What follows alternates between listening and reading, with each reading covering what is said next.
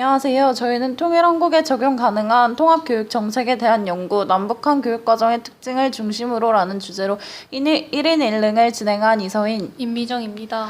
남한과 북한이 분단된 지 70여 년이 되어가는 지금 북한의 지속적인 도발과 오랜 분단 기간으로 인해 통일에 대한 국민들의 간절함이 점점 희미해지고 있습니다. 통일연구원에서 실시한 설문조사에 따르면 대한민국의 국민들은 연령대가 낮을수록 북한에 대한 부정적 인식이 높다고 합니다.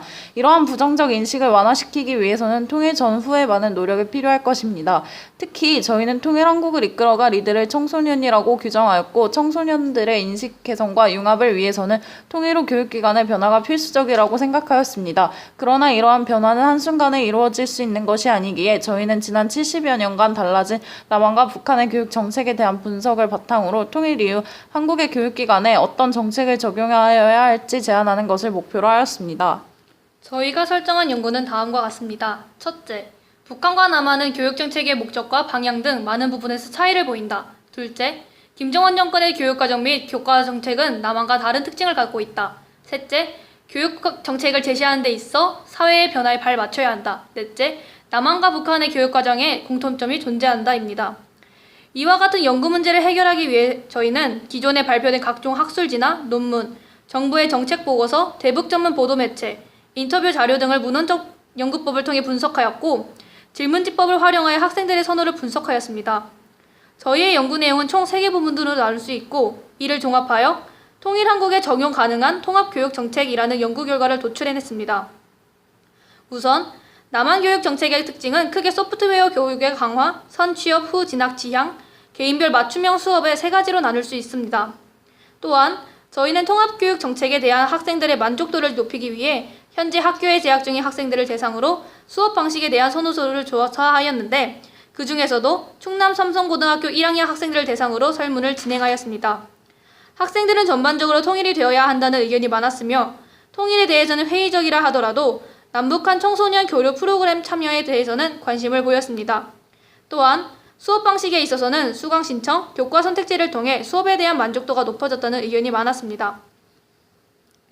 다음으로 저희가 알아본 것은 북한의 교육과정과 교육정책의 특징이었습니다. 우선 북한이라고 하면 상당히 폐쇄적이고 외부 문화를 받아들이지 않으려는 이미지가 강한데, 김정은 정권은 이런 이미지를 조금씩 깨나가고 있습니다. 김정은은 2014년 9월에 발표한 담화문에서부터 교육사업의 과학화, 정보화를 지향하기 시작했습니다. 또한 2012년에 11년이던 의무교육을 12년으로 확대하면서 교과목을 조금씩 바꿨는데, 어플리케이션이나 컴퓨터 활용 방법에 대한 교육을 강화시켰습니다. 저희가 북한의 교육적 특징 중 주목한 또 한 가지는 입시 제도입니다. 북한 역시 10월 말 전국적으로 우리나라의 수능에 해당하는 시험을 2차에 걸쳐 치르고, 이 성적에 따라 직통생이라 불리며 대학에 입학합니다. 그런데 이런 직통생은 대학교 입학 정원의 30% 정도 있고, 나머지 70%는 군이나 기업체에서 추천을 받아 대학에 입학하는 학생들이라고 합니다. 이는 남한의 선취업 후 진학과 유사한 형태였습니다.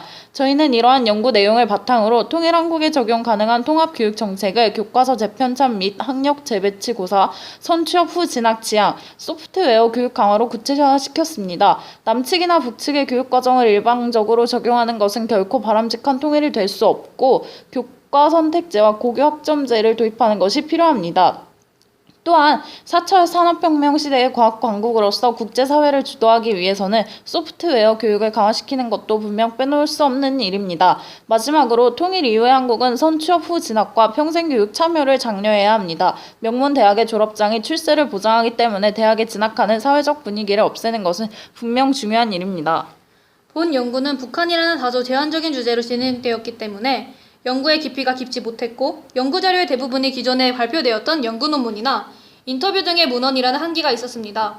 또한 저희가 제안한 정책 실현을 위해 지금부터 해야 할 일에 대한 구체적인 연구와 이러한 정책 시행을 위해 필요한 것으로 예상되는 예산에 대한 연구도 필요할 것 같습니다.